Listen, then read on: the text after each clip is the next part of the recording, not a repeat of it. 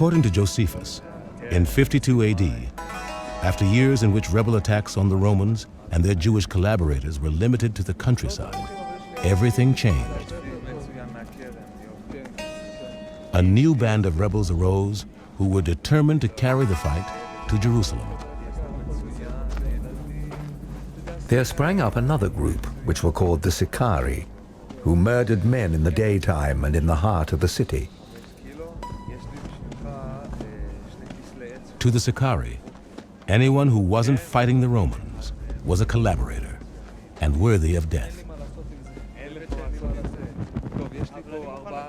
They were called the Sicarii for the long, thin daggers they used in their attacks.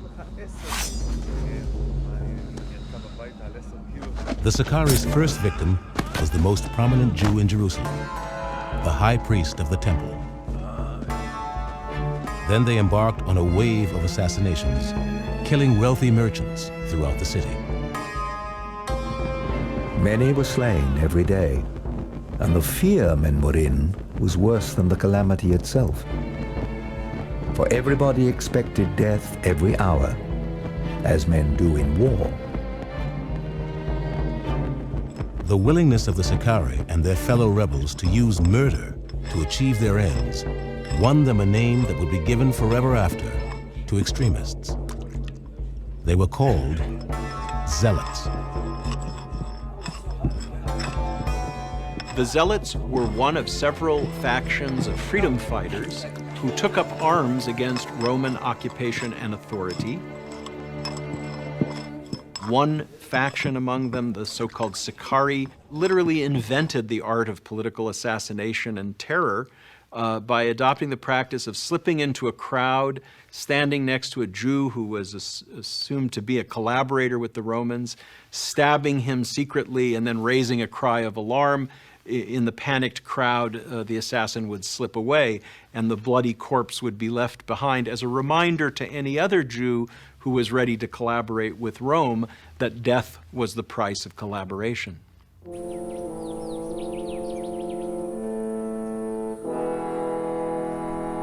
With the rebels determined to revolt, and other Jews convinced that it would be insane to rebel against Rome, the people of Jerusalem could hardly have been more divided.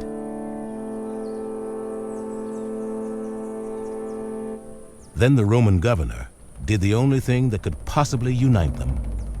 He ordered an attack on the temple.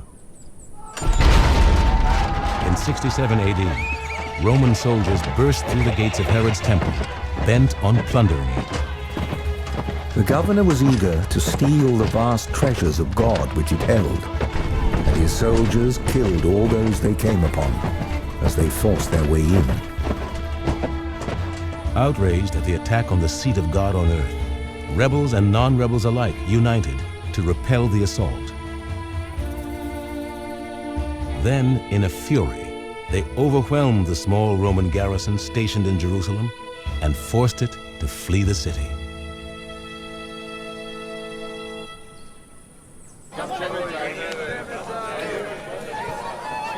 With Jerusalem suddenly free of Romans, many in the city were seized by a giddy euphoria.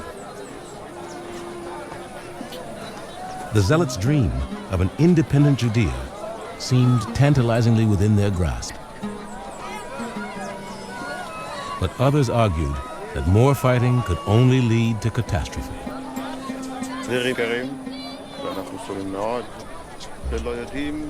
A follower of Hillel named Johannan ben Zakkai was one of the most passionate voices for peace.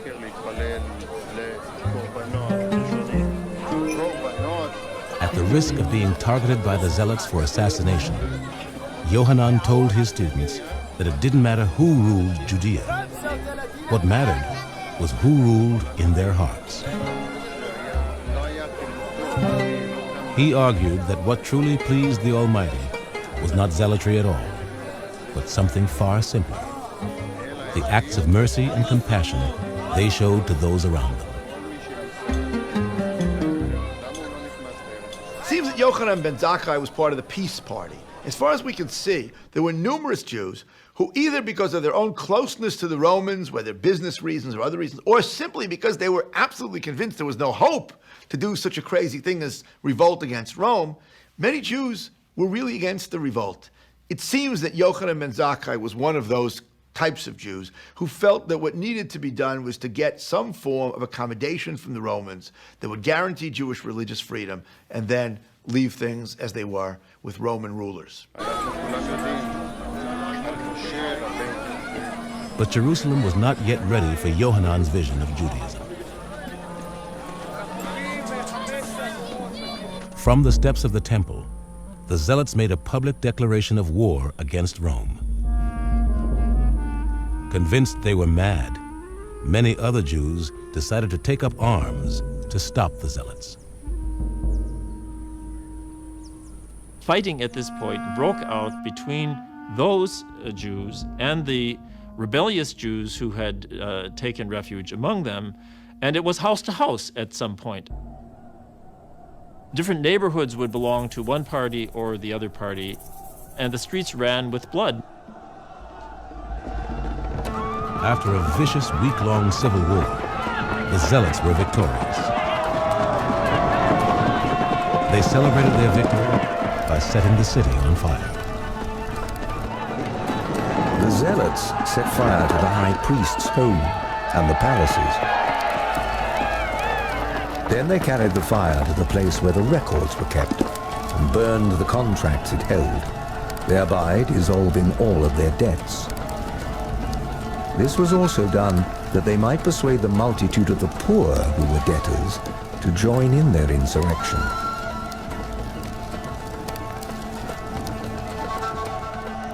News of the Zealots' uprising against Rome soon reached the nearby city of Caesarea. Outraged, Romans and Syrians in Caesarea massacred thousands of their Jewish neighbors. In revenge, Jews throughout Judea began killing Syrians and Romans living among them.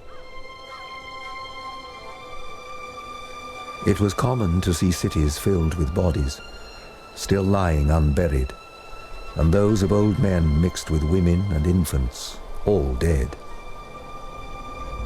The whole region was full of inexpressible calamities, while the fear was everywhere that there were even more barbarous times to come.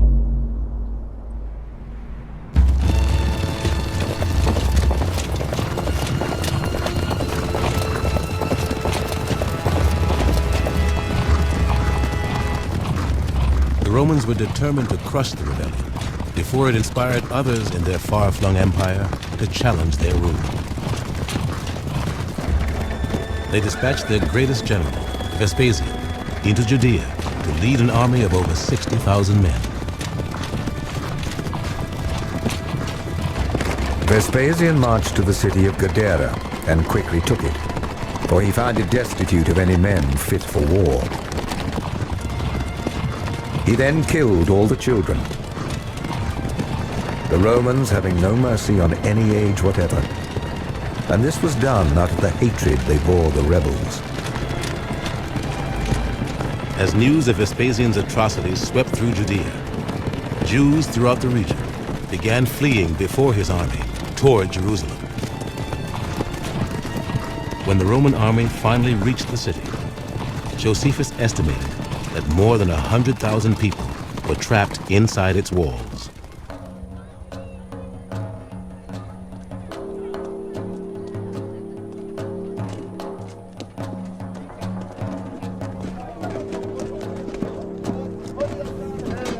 The Romans set up their camps in full view of the city, in the hope that the mere sight of their military might would convince the people of Jerusalem to surrender.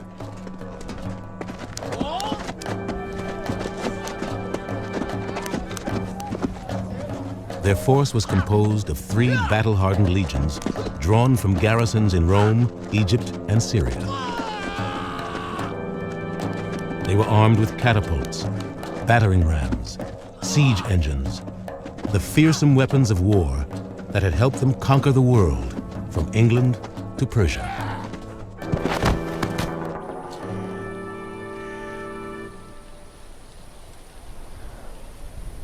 But conquering Jerusalem was still a daunting challenge. The city was surrounded by not one, but 3 walls, which together were nearly 60 feet thick. And in the center of the city, the temple with its own massive walls and towers loomed as one of the most formidable fortresses in the world. But behind those walls, there was chaos. The city of Jerusalem during the revolt was, of course, under complete siege. Food and water were not entering, and inside, all the normal governmental institutions had broken down. They were maintaining temple sacrifice, but outside of the temple, there were all of these rebel armies. Actually, there were about 6 that were controlling different quarters of the city and whose commanders were fighting over what to do. So you had really anarchy and fear, and as Josephus describes it, tremendous starvation. Inside the city, the catastrophe foretold by Johannan ben Zakkai was coming to pass. The Zealots had begun fighting among themselves for control of Jerusalem. When one band of Zealots broke into the territory of another, they would inflict the worst damage they could think of, burning their rivals' food supply.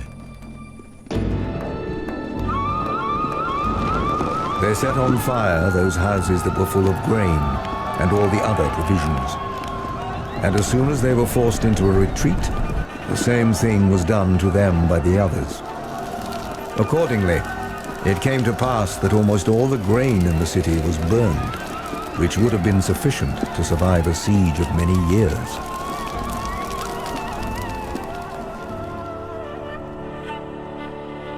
With the food supply decimated, many decided their only hope was to flee Jerusalem. But the Zealots believed God wanted the entire nation to confront the Romans as one. They issued an edict that anyone who tried to leave would be considered a traitor and executed.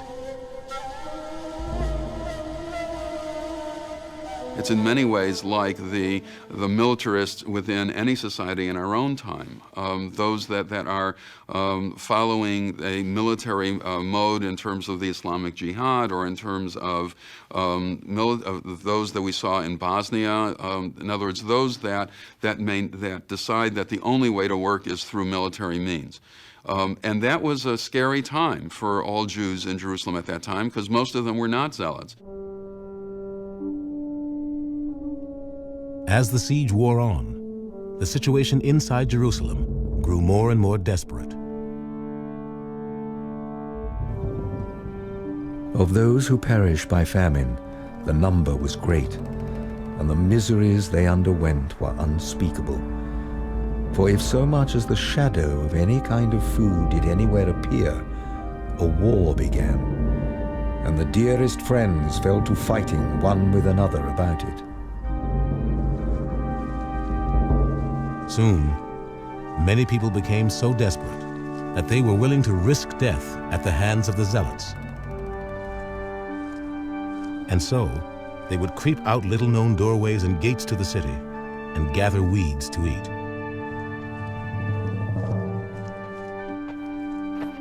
But outside the city walls, they risked capture and incredibly brutal treatment at the hands of the Roman legionnaires. The Nazi Holocaust of the 20th century has seemed to be an endless stream of ghastly stories, fiendish stories of cruelty that seems to defy the human imagination. But there's an appalling stream of such stories from this Holocaust as well. For example, as people began to attempt to leave the besieged city secretly, when they were captured, mercenaries working for Rome would disembowel them, thinking that they might have swallowed gold or jewels, and that they were hoping then to recover these after they defecated them later on. This is not a strange or unusual practice on the part of people fleeing during time of war. Guessing that this might have happened, they literally eviscerated these people looking for the occasional ruby or gold coin.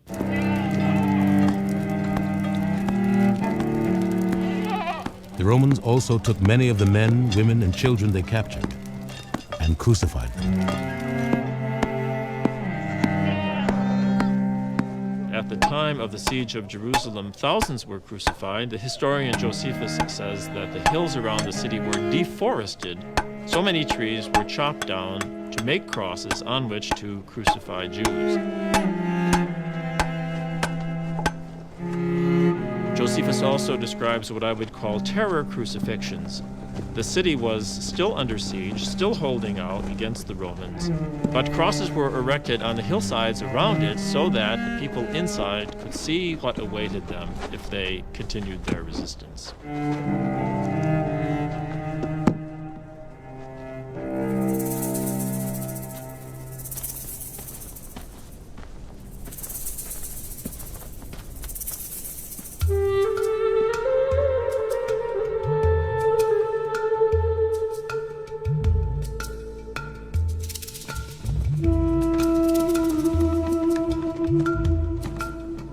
Forced to choose between torture at the hands of the Romans or starvation at the hands of the Zealots, the people of Jerusalem were in complete despair.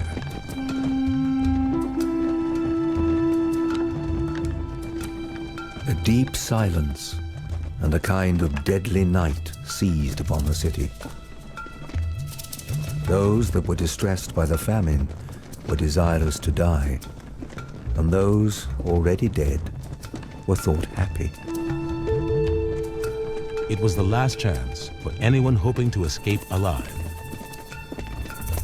And yet, it was only the decaying bodies of the dead that the Zealots would allow to leave. Then, late one night, a procession approached a city gate. It was a group of students carrying the body of Johannan ben Zakkai, who had advocated peace instead of war. According to the Jewish book of tradition and law, the Talmud, the Zealots were suspicious. Some of the guards asked, "Who is this?" The disciples answered, "A dead body. Don't you know that dead bodies may not be kept in Jerusalem overnight?" Then one of the Zealots decided to drive a dagger through the body. But one of the disciples restrained him by saying, "Do you want to be remembered as the man who pierced the body of the Master?" So they opened the gate for the bier, and it left the city. The students' trick had worked. Outside the gate, Johannan sprang up alive from the bier, on which he had been surrounded by rotting meat. Then he hurried away from Jerusalem. Johannan was convinced the starving rebels could no longer defend the city or the temple. And he had decided that the very survival of Judaism was on his shoulders.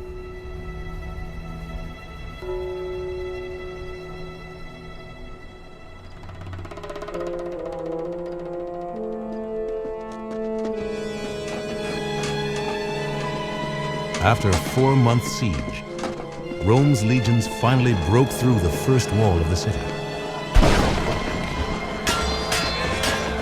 The Zealots rushed to meet them and fought with tremendous bravery.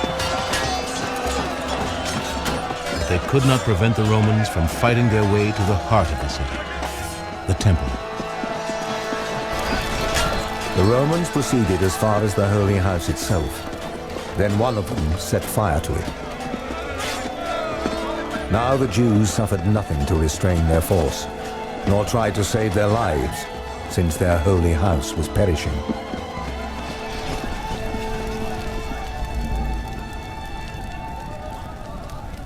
The temple, the only place on earth, according to the Bible, where God could be worshipped, was laid to waste by the Romans.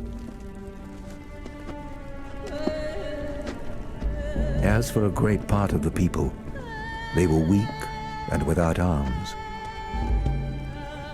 and had their throats cut wherever they were caught. In the temple, around the altar, lay dead bodies heaped one upon another. And at the steps going up to it ran a great quantity of their blood. In the history of the world, no nation has ever suffered such a calamity. The destruction of the temple in the year 70 was the greatest catastrophe and trauma to happen to the Jewish people, I would argue, until our own time in the Holocaust. It was the center of the economic life of the Jewish people, as if the Federal Reserve was housed in the temple. It was the center of the judicial life. The Supreme Court was housed in the temple. It was the center of the religious life, as if the high priest was the chief rabbi, centered in that building. And in a matter of hours, it was gone.